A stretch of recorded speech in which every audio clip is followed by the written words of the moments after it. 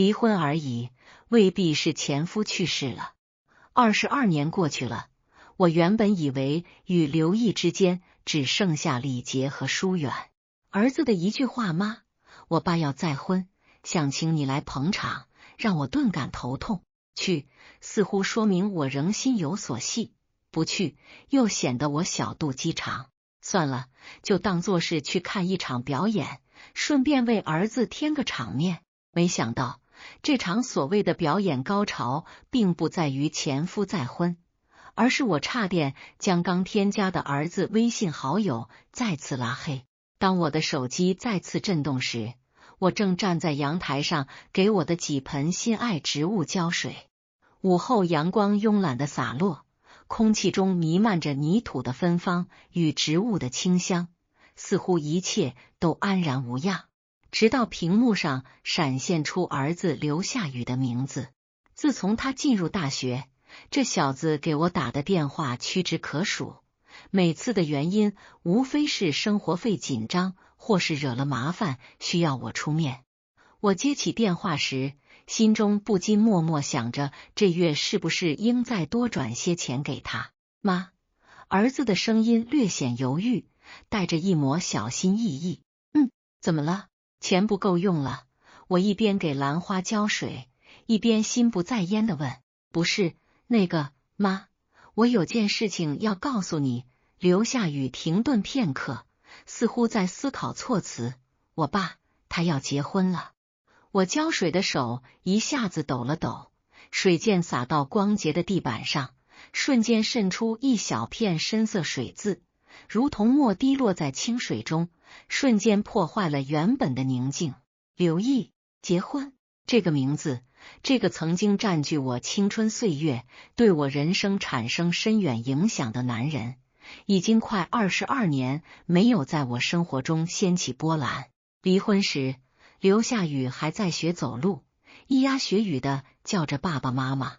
我们犹如两条曾经交汇却最终朝不同方向流去的河流，除了共同的儿子刘夏宇这根纤细的纽带，几乎毫无交集。我努力让自己的声音听上去毫无波澜，像是在倾听一则无关紧要的八卦。挺不错的，这个年纪了，也该找个伴了。电话那端沉默良久，随后刘夏宇的声音再次响起，夹杂着一丝难以捉摸的兴奋。他说想请你来喝喜酒。什么？让我去喝他的婚礼酒？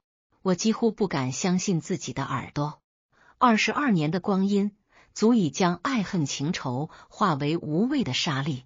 我以为我们之间只剩下一对儿子共同的责任，以及成年人之间那难以言表的距离感。他再婚，跟我有什么关系？让我去干什么？看看他的幸福，还是作为前任，给他现有的生活当个反面教材？脑海中瞬间涌现出无数画面：离婚时激烈的争执，他摔门而去的背影，我怀抱着年幼的刘夏宇，在那空荡荡的家中无声哭泣的夜晚。在这些年里，我独自承担了父母的角色，白天奋斗于职场，夜晚回家辅导儿子的学业，深夜当他发烧时，我一人带着他冲向医院急诊。那些辛酸与不堪，仿若一部黑白默片，在记忆的深处无声上演。离婚22年，前夫再婚，这消息就像隔夜的剩饭，食之无味，弃之可惜。但儿子已开口，这饭我也只好捏着鼻子吞下。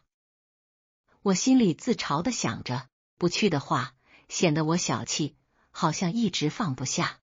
儿子夹在两人中间，也很为难。去的话，又像是心里憋着一口气，凭什么他风光再娶，我就得出席？妈，你在听吗？儿子的声音将我从纷乱的思绪中拉回现实。我在听，我深吸一口气，走到窗边，眺望着楼下的车水马龙。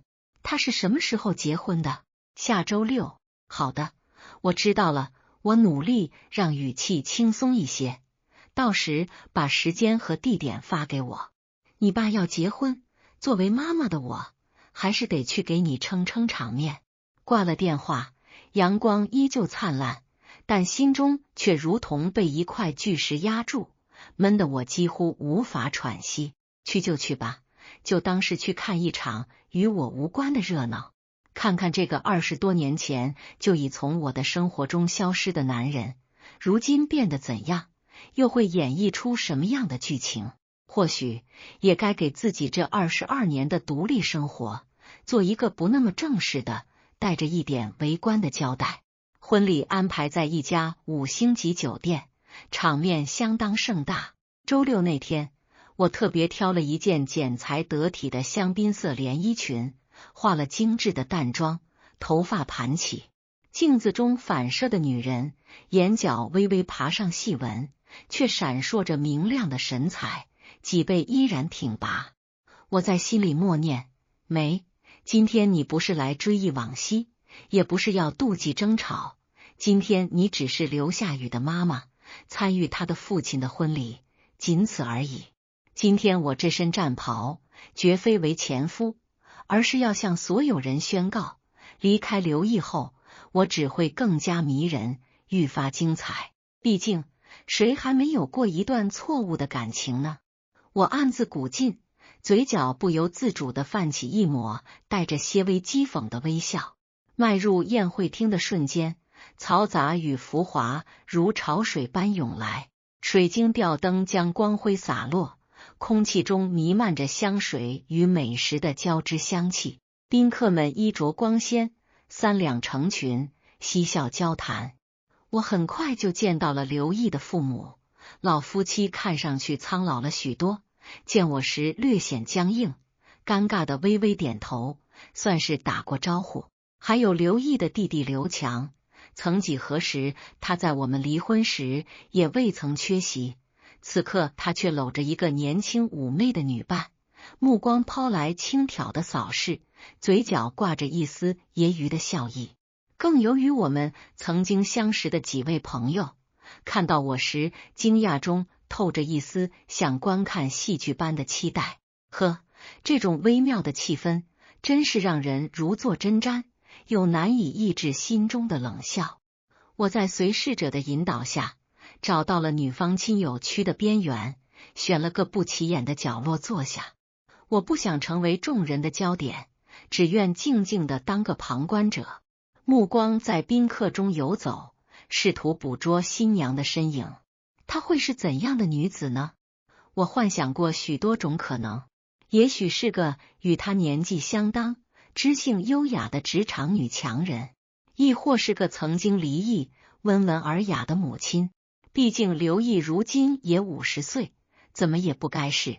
我的思绪被打断了，司仪用热情洋溢的声音宣布新娘入场。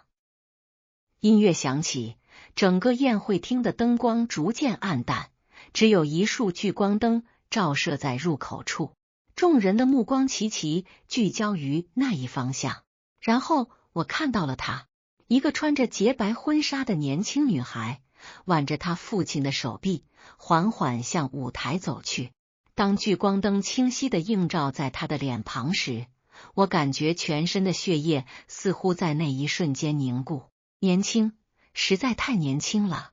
那张脸庞娇嫩的仿佛可以掐出水来，她的妆容精致的宛如洋娃娃，双眼大而圆，透着几分刻意的纯真与天真。华丽的婚纱完美的勾勒出她婀娜的曲线，裙摆上闪烁着细小钻石的光辉，令她宛如从童话中走出的公主般令人瞩目。这个女孩最多也不过20出头吧，甚至可能比我儿子刘夏雨的年纪大不了几岁。我的脑海中发出一声轰鸣，仿佛有什么东西在我心底炸开。22年来平淡如水的生活，突然被一颗巨石投进湖中，激起了一阵滔天的浪花。我设想过千千万万种可能，唯独没想到刘毅的新妻子竟是这样一个小姑娘。我本以为前夫再婚也不过是寻个伴，图个温饱，没想到他竟然直接选择了以儿子的年纪换取自己的后半生快乐。这种算盘打的简直让我怒火中烧，荒谬感与无法言喻的屈辱感瞬间席卷了我。我呆坐在那儿，感觉四周的目光无形中都集聚到我身上，杂糅着同情、好奇，甚至幸灾乐祸。我面颊微热，手指却冰冷，辛苦维持的优雅形象在这一刻岌岌可危。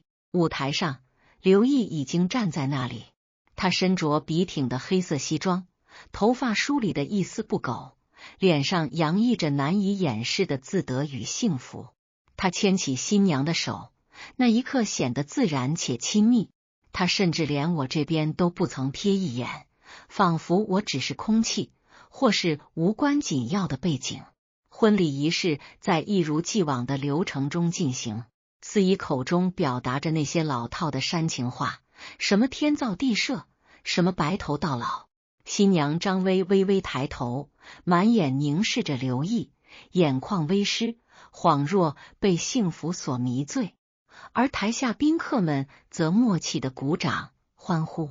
这一切在我眼中却像是一出令人捧腹的滑稽剧，每一个环节，每一个笑脸，每一个相拥，都显得如此刺眼，又如此虚幻。看着台上的这对新人，我忽然感到自己仿佛成了笑柄。我曾以为的体面告退、成全大度，现今看来不过是成全了别人的老牛吃嫩草。我强迫自己捧起面前的红酒杯，轻轻抿了一口，冰凉的液体划过喉咙，却无法冲淡心底的愤怒与燥热。我仿佛是一位不速之客，闯入了他人的梦境，周围的景象与我的存在格格不入。婚宴的序幕拉开，更为尴尬的局面接踵而至。我居然被安排坐在主桌上，正和刘毅、张薇以及双方的父母共处一席。刘夏雨在我旁边，面带喜悦，似乎对他母亲内心的波澜毫无察觉。这安排是故意为之，还是偶然呢？我宁愿相信是偶然的，否则这简直就是对我赤裸裸的羞辱。我感觉自己像被放在曝光灯下炙烤，四肢不自在，每一口食物都如同嚼蜡。阿姨，您好，我是张薇。一个甜腻的声音在我耳畔响起。我抬头，与张薇那双看似无害的大眼撞上。她手里捧着酒杯，脸上挂着如花般的笑容，脸颊间散发着新娘的红晕。阿姨，我心中冷笑，几乎没忍住翻了个白眼。我才50岁出头，保养得宜，看上去也不过40。你一个20多岁的小姑娘，竟然称呼我为阿姨。按辈分来说，你嫁了刘毅，难道不该叫我妈？不过这话我没有说出口。你好，我努力扯了扯嘴角，强挤出一个僵硬的微笑。阿姨，您保养得真不错，真看不出是刘夏雨的妈妈呢。张薇依旧笑意盎然，语调亲切的仿佛是老友重逢。和刘夏雨站在一起，真有人会相信你们是姐弟。这话虽然像是在恭维，却没能掩盖他眼神中一闪而过的得意与轻蔑。他在炫耀自己的年轻，也在暗示我的年老。张薇那句阿姨，让我差点喷出刚喝下的红酒。阿姨，呸！叫声姐都显得我老了。这小妖精真是段位高，可惜我这儿，她再高也得现原形。我心里暗骂，表面上却依旧不动声色。是吗？或许是因为我心态不错吧。我平静的应道，举起酒杯，轻轻与他碰了碰。倒是你，年轻就是好，皮肤真透亮。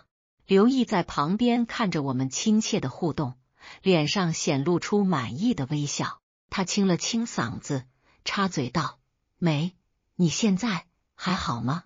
一个人过得很辛苦吧？这句话问的真是技巧非凡，表面上是出于关心，实际上却在提醒我，你已经离婚了，你是单身，生活也不如我。我还未开口，张薇便抢先说道：是啊，阿姨，女人一个人过得实在不容易，不过现在好了，有一哥照顾我，以后您就可以放心了。他说着，亲昵地挽着刘毅的胳膊，头微微靠在他的肩膀上，显得无比依赖。刘毅显然很享受这种甜蜜，温柔地拍了拍他的手，眼中满是爱怜。是啊，微微真懂事，很会照顾人。他们的配合如行云流水，一个炫耀年轻貌美，一个则在展示老当益壮，觅得真爱。我心中突然一阵翻腾，不是因为吃了什么不干净的食物，而是被这令人作呕的场景所冲击。这两人简直像在表演双簧，不去演小品真是屈才了。可惜我可不是他们的观众，而是被他们戏弄的傻瓜，真以为我没事吃素的。我的愤怒如同沉闷的火山，随时可能爆发，但我知道此时绝不能失态，不能让他们觉得好笑。我深吸一口气，脸上努力挂上得体的微笑，语气平静如水。我过得很好，工作也顺利，儿子也长大了，没什么可担心的。倒是刘毅你，再婚是件好事，但也要注意身体，毕竟年纪不等人。我的话中暗藏锋芒，刘毅的脸色微微一变，张薇的眼中也闪过一丝不快，却很快又被笑容掩盖。就在这时，专心吃东西的儿子刘夏雨突然抬头，傻乎乎的插嘴道：妈，爸现在有微微照顾，你就放心吧，以后再也不用担心他了。他一脸认真的看着我，仿佛在安慰我。那一瞬间，我感到心底有一些东西彻底碎裂。我的儿子，我费尽心血养大的儿子，竟然完全没有察觉他父亲与新婚妻子话里的算计与恶意，竟然认为他们是在真心关心我。他的话甚至听起来像是责备我过去没有照顾好刘毅，或者是在暗示我应该感激张薇的出现，替我分担了什么。我凝视着刘夏雨那张年轻而天真，甚至有些迷茫的脸，心里涌起一阵无法形容的悲凉。他被保护得太好，以至于看不懂成年世界的虚伪与算计。或许他并不是看不懂，而是潜意识里已经被他父亲所谓的幸福生活和这位年轻貌美、甜言蜜语的后妈给收买了。胳膊肘往外拐，不，这简直是把我的心脏掏出来，递到了对面的刀刃上。儿子，你是我倾尽全力养大的，怎么能如此背弃我？可见男人总是那样，年长的靠不住，年轻的同样不行。失望与寒意如潮水般将我淹没，让我感到无比孤独。我不仅要面对前夫和他的新欢的联合挑战，还要承受亲生儿子的背叛。我再也无法忍耐，每一分每一秒都是无尽的煎熬。我感觉胃部一阵抽痛，脸色想必也变得非常难看。抱歉，我有些不舒服，先走了。我放下筷子，拿起手包，尽量平静地对桌上的人说。刘毅和张薇假装关心，怎么回事？是不是很严重？让夏雨送你回去吧。刘夏雨也站起身，神情中带着一丝忧虑，但更多的是懵懂。妈，你没事吧？他说着，并未有要送我的打算。我摆摆手，勉强露出比哭还难看的笑。没关系，老毛病，稍微缓一缓就好。你们继续玩得开心。我几乎是逃离那华丽却让我窒息的宴会厅，高跟鞋踩在柔软的地毯上，悄无声息，但我知道背后必定有无数目光在注视着我。走出酒店大门，夜风轻拂脸庞，我才感到一丝重生的气息。城市中的霓虹闪烁，车辆川流不息，却让我倍感孤单。孤独与愤怒犹如无形之手，死死抓住了我的心脏。我觉得自己成了个笑话，成了那个被所有人抛弃的彻底笑话。前夫抱着年轻美丽的新欢，我的儿子被他们哄得团团转，唯独我如同不合时宜的闯入者，自取其辱。我拿出手机，屏幕上闪烁的微信界面里，那个熟悉的头像令我忧伤，是刘夏雨灿烂的笑容，背景是大学校园的那一幕。我的手指悬在屏幕上，犹豫了许久，心痛如针扎般刺入，但最终我还是鼓起勇气，狠狠地点了下去。拉黑，我需要冷静，需要空间，远离那些让我感到厌恶与失望的人与事。拉黑儿子的微信是我最后的固执，并不是我不爱他，而是我需要向他传达，有些界限绝不能随意触碰，亲情不该成为绑架我的工具。我关闭手机屏幕，仰望星空，深吸一口气，再轻轻吐出。回到家中，卸下精致的妆容与华丽的衣裙，换上舒适的家居服。我泡了一个热水澡，试图将身上的疲惫与屈辱洗去。镜子前的我，眼眶微红，神情显得疲惫不堪。可又有什么关系呢？痛痛快快的哭一场，明天的太阳依旧会升起。我绝对不会因为一点挫折就沉沦下去。当我冷静下来，开始回想今日的所有经历，刘毅的得意，张薇的挑衅，儿子的愚蠢挫折，这一切仿佛是一出精心排演的戏剧，而我成了那个瞎了眼的观众。我不能任由这一切随风而逝，我不能让那些人认为我是任人摆布的傀儡。愤怒过后，理智开始回归，情绪无法解决问题，只会让我变得像泼妇。对付绿茶的最佳办法，就是更优雅地撕掉他的伪装，了解敌人和自己，才能在每一战中立于不败之地。我打开了电脑，开始在社交平台上活跃发声。我发布了一张自己穿着香槟色晚礼服在酒店门口拍的照片，配文写道：盛装出席，只等见证，人生的新篇章，各自安好。紧接着，我又分享了几张去画展、音乐会以及和朋友聚餐的照片，个个都笑容满面，状态极佳。我要让某些人认识到，我的生活从不需要他人来证明它的价值。离开他，我的日子过得更好。同时，一个念头在我的心里逐渐愈加明朗，那个张薇绝对不简单。20出头，青春无敌的他，真的会真心爱上一个年过半百、离异带娃的老男人吗？当然，或许会有真爱，但老实说，这种可能性比中大奖还要微小。尤其是看着他那双看似天真，实则狡黠的眼睛后，我的直觉告诉我，他的身后一定潜藏着故事。我开始充分利用我的人脉和资源。这些年，我在商场打拼，结识了许多人，各行各业都有。我没有高调行事，而是通过巧妙的方式，低调的打探关于张薇的一切，从他所称的大学，到他以往的工作经历，甚至他社交媒体上那些岁月静好的人像背后隐藏的蛛丝马迹。互联网的记忆是永恒的，只要它曾存在，总会留下印记。果然，不出2天，刘夏雨就给我打来电话。刘夏雨的电话震得手机在茶几上不断跳动，屏幕上那个被我拉黑的名字刺得眼睛生疼。接通瞬间，他带着哭腔的声音炸开：妈，爸住院了。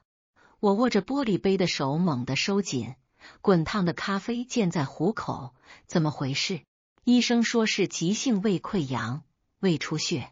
刘夏雨抽噎着，微微姐说她最近总偷偷喝酒，刚才突然疼晕在家里。张薇呢？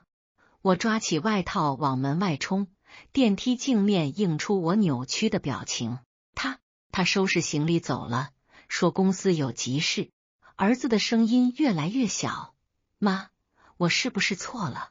急诊室惨白的灯光下，刘毅插着胃管的样子让我恍惚回到20年前那个雨夜。那时他也是这样躺在医院，只不过病因是为了所谓的生意应酬。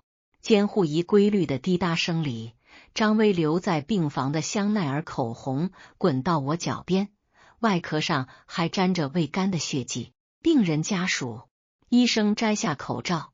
长期精神压力和酒精刺激导致胃穿孔，手术费准备一下。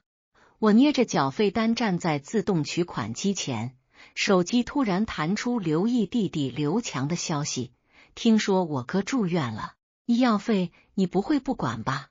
毕竟夏雨还得靠他爸的公司继承家业。这句话像根钢针，扎破了我最后一丝怜悯。20年前离婚时，正是刘强在中间煽风点火。20年后，他又想借侄子的孝心道德绑架我。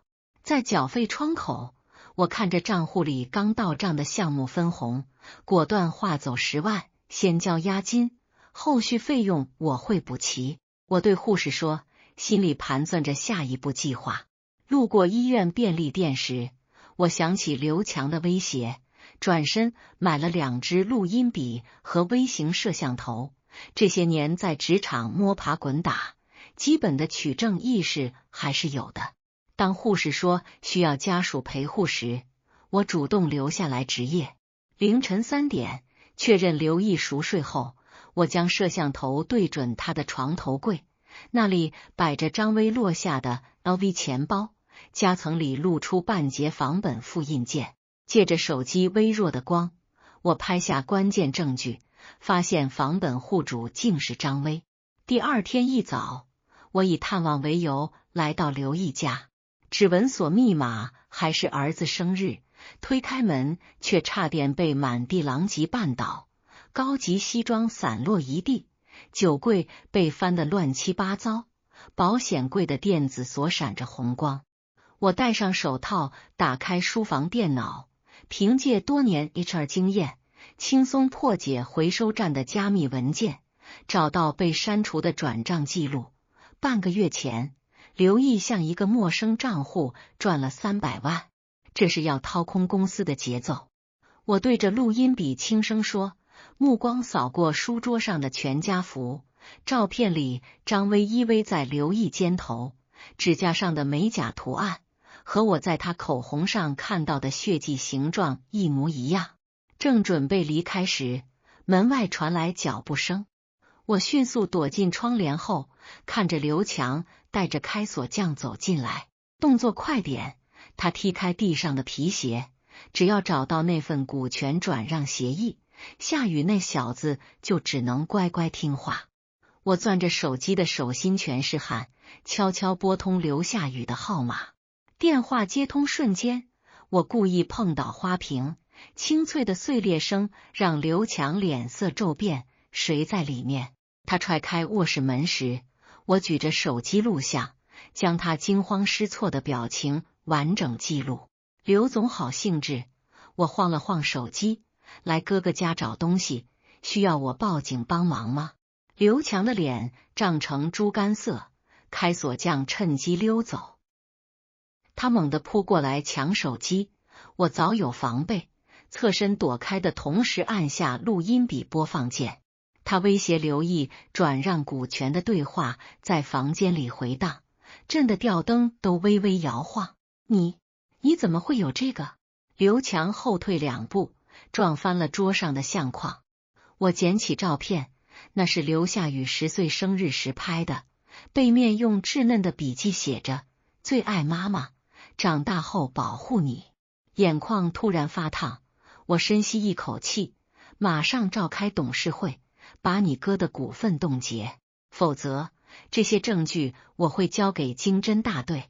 回到医院，我将证据整理成3份，分别发给刘毅的私人律师、公司财务总监和主要股东。病床上的刘毅终于清醒，看到我手里的资料时，脸色比床单还白。当年离婚，我以为你只是糊涂。我把平板电脑推到他面前，现在看来，你是蠢到被人当枪使。刘毅盯着屏幕上的转账记录，手指颤抖。他说是给父母治病，治病需要买市中心的别墅。我冷笑，你弟弟早就和他勾结，就等你把公司拱手相让。3天后的董事会上，我带着整理好的资料坐在角落。刘强脸色阴沉的主持会议，却在看到银行流水和监控录像时突然哑火。当我展示出张威与他的暧昧聊天记录，整个会议室陷入死寂。根据公司法，股东恶意转移资产，其他股东有权申请财产保全。我将律师函拍在桌上，目光扫过惊愕的董事们。刘总，你挪用公司资金给情人买豪宅的事，需要我详细说明吗？刘强的领带歪得不成样子，他突然指向刘夏雨，你个吃里扒外的东西，要不是我教你怎么哄你爸。够了！病床上的刘毅突然开口，拔掉输液管，挣扎着坐起来。这么多年，我居然养了条白眼狼。现场一片混乱。刘强被保安带走时，还在破口大骂。我按住想追出去的刘夏雨，别脏了手，交给警察处理。最终，刘强因职务侵占被警方带走。刘毅在病床上签署了财产分割协议，将1半股权转给刘夏雨，并承诺每月支付儿子的创业基金。我把张威留下的所有奢侈品挂上二手平台，所得款项匿名捐给了反家暴基金会。处理完这一切，我终于有时间喘口气。在公司茶水间，我收到刘夏雨的消息：妈，我想创业，做智能家居项目。我看着窗外的车水马龙，回复道：需要什么支持，尽管说。3个月后的清晨，我正在浇花，刘夏雨抱着文件冲进家门，妈，我们的项目拿到天使投资了。他眼睛亮晶晶的，我把公司名字注册成梅夏。你看，手机适时响起，是刘毅发来的消息，周末家庭聚餐，拟定地方。我看着窗外的阳光，在对话框里打下老地方的酸菜鱼，记得带胃药。玄关处，刘夏雨对着镜子整理领带，突然转身抱住我，妈，以后换我给你撑场面。刘夏雨温暖的拥抱还带着少年特有的蓬勃朝气，他松开我时，眼神里闪烁着坚定的光芒。妈，梅夏能走到今天，全靠你当初教会我怎么在绝境里找生路。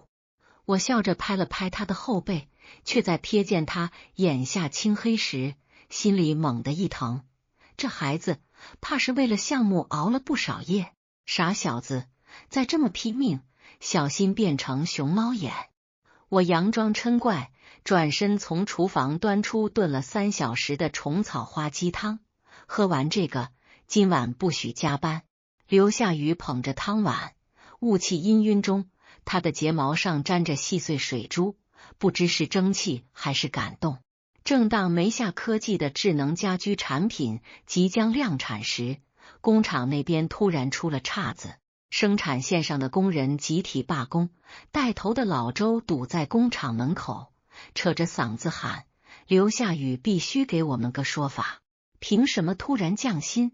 刘夏雨接到消息时手都在发抖，他红着眼眶给我打电话：妈，财务报表上根本没动过工资，一定有人搞鬼。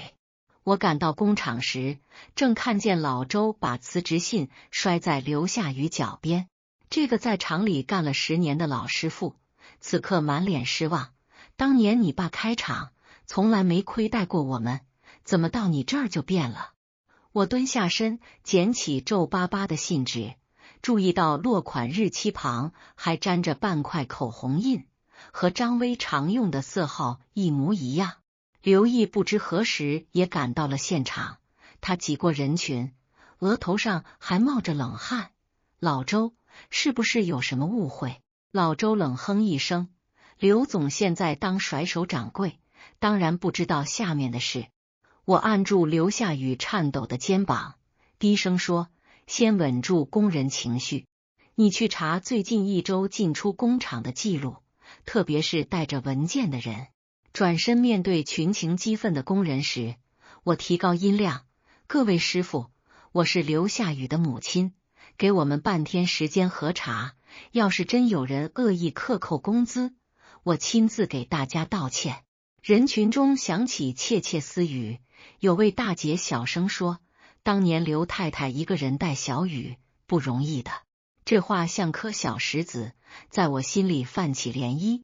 刘毅主动留下来安抚工人，他搬来1箱矿泉水，挨个递给大家，先喝点水，咱们慢慢说。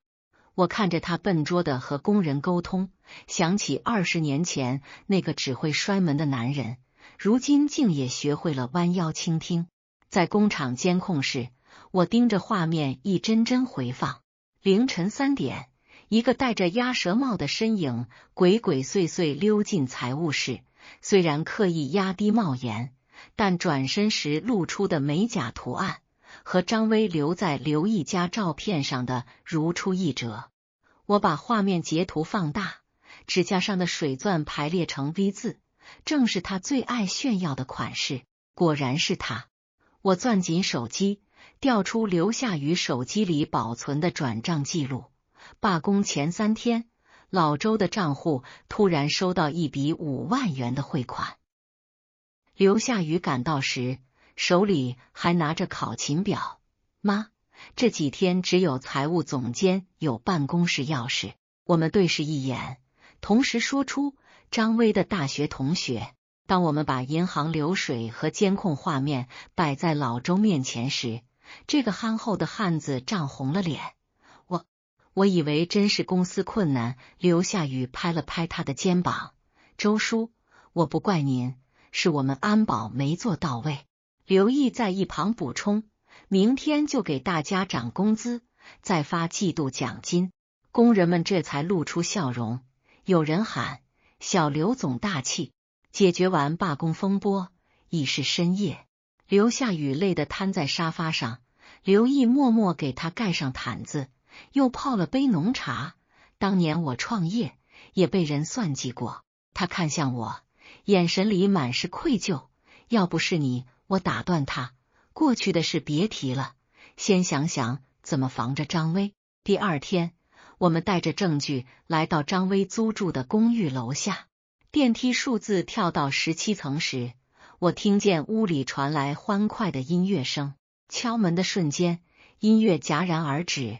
过了好一会儿，张威才顶着湿漉漉的头发打开门。他穿着真丝睡袍，颈间还戴着刘毅送的翡翠项链。哟，这不是大老板和他的好妈妈吗？我直接把证据甩在茶几上：煽动工人罢工，伪造降薪文件。张威，你以为躲起来就能当没事发生？他的脸色瞬间变得惨白，但很快又恢复镇定，抓起茶几上的香烟点燃。证据，你说是我就是我。就在这时，我注意到他身后的书房门缝里透出微光。趁着他不注意，我猛地推开房门，满墙的照片让人触目惊心，全是梅夏科技的产品设计图，还有刘夏雨的行程表，甚至标注着他每天去健身房的时间。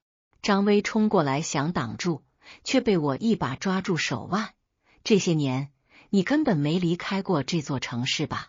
僵持间，刘夏雨突然举起手机：你刚才说的话，我都录下来了。张威这才发现他一直开着录音，气得摔了手里的打火机。刘夏雨，你别欺人太甚。刘毅挡在我们身前：张威，收手吧。这场风波过后，刘夏雨加强了公司的安保措施。刘毅主动提出每天接送他上下班，还在公司安插了几个老员工帮忙盯着。有次我去给他们送午饭，看见刘毅戴着老花镜，认真研究梅夏科技的专利文件，嘴里还念叨：“这孩子的脑子怎么这么好使？”但张威就像打不死的小强，又开始在供应商那边搞小动作。他不知从哪儿弄来一批劣质芯片，冒充正品卖给和梅夏合作的厂家。当产品出现质量问题时，合作方的负责人怒气冲冲地找上门：“刘总，你们这是砸自己招牌！”刘夏雨急得嘴唇都起了泡。刘毅二话不说，开着车带我们一家家登门道歉。在一家公司门口，刘毅突然拦住我们：“你们在车里等着，我去谈。”他穿着笔挺的西装走进大楼时的背影，竟和20年前那个意气风发的男人重叠。我陪着刘夏雨重新检测产品，在检测中心，我看着技术人员拆解故障设备，突然发现芯片上的编码有些眼熟。回家翻出当年在刘毅书房找到的转账记录，果然有一笔50万的款项正是转给芯片供应商的。原来从那时候就开始布局了。我把资料摊在刘夏雨面前，他知道正面斗不过我们，就从供应链下手。刘夏雨握紧拳头：“妈，这次我一定要让他付出代价。”刘毅在旁边敲了敲桌子：“算我一个。”我们开始暗中调查芯片供应商。我联系了以前在电子行业的朋友，四处打听消息。刘毅利用自己的人脉，请了几个退休的老采购帮忙。刘夏雨亲自去见供应商老板，假装要加大订单量，诱导对方说出实情。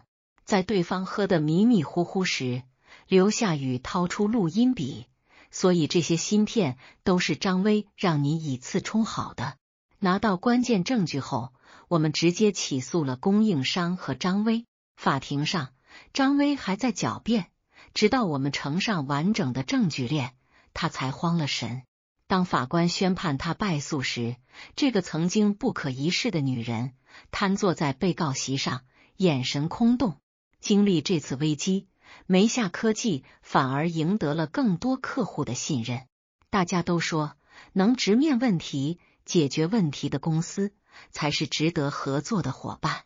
刘夏雨的公司越做越大，还成立了公益基金，专门帮助那些在家庭中遭受不公对待的女性。刘毅也在慢慢改变，他主动退居二线，把公司事务交给职业经理人打理，还经常到梅夏给刘夏雨当顾问。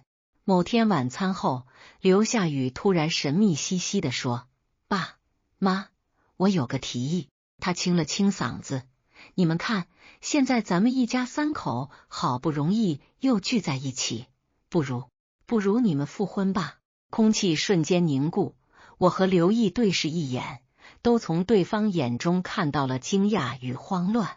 刘毅的耳朵根迅速红了，他结结巴巴地说：“这太突然了吧？”“一点都不突然。”刘夏雨来了精神：“你们看，这段时间爸天天给我们做饭，接送我上下班，还帮我处理公司的事。妈呢，每次都能在关键时刻想出办法。你们俩配合的比我和公司副总都默契。”接下来的日子，刘夏雨开启了催婚模式。他故意把刘毅的剃须刀放在我的洗漱台上，把我的围巾搭在刘毅的西装外套上。有次家庭聚餐，他甚至播放起了婚礼进行曲，搞得刘毅手忙脚乱地打翻了酱油碟。在刘夏雨坚持不懈的努力下，3个月后的一个清晨，刘毅红着脸，像个紧张的小伙子，从口袋里掏出一枚戒指。20年前是我不懂珍惜，这些日子我每天都在后悔。你愿意再给我一次机会吗？复婚那天，刘夏雨比我们还激动。他亲自布置了家里，用梅夏科技的智能设备播放我们一家3口的照片，还非要当证婚人。在亲朋好友的见证下，刘毅紧紧握着我的手，我感受到了他掌心的温度和微微的颤抖。复婚后，家里的烟火气更浓了。每天清晨，我都能闻到刘毅在厨房煎蛋的香味。他会一边哼着跑调的歌，一边手忙脚乱地翻着煎锅，时不时喊一句：“小雨，快叫你妈来尝尝我新学的手艺。”刘夏雨虽然工作繁忙，但只要有空，就会拉着我们玩家庭游戏。有次他非要玩你画我猜，刘毅把智能家居画成了四不像，急得刘夏雨直跳脚。爸，你这画的是外星设备吧？我笑得直不起腰，看着他们父子俩斗嘴，心里满是温暖。周末时，我们会一起去超市采购，刘毅总是推着购物车，跟在我和刘夏雨后面，时不时往车里放我们爱吃的零食。有次我想买一瓶红酒，刘毅立刻说：“这个太贵了，买便宜点的就行。”结果刘夏雨偷偷把贵的那瓶放进车里，还朝我眨眨眼。妈，今天我请客。晚上我们会坐在客厅里看电视，刘毅总是抢着给我们包坚果，自己却舍不得吃。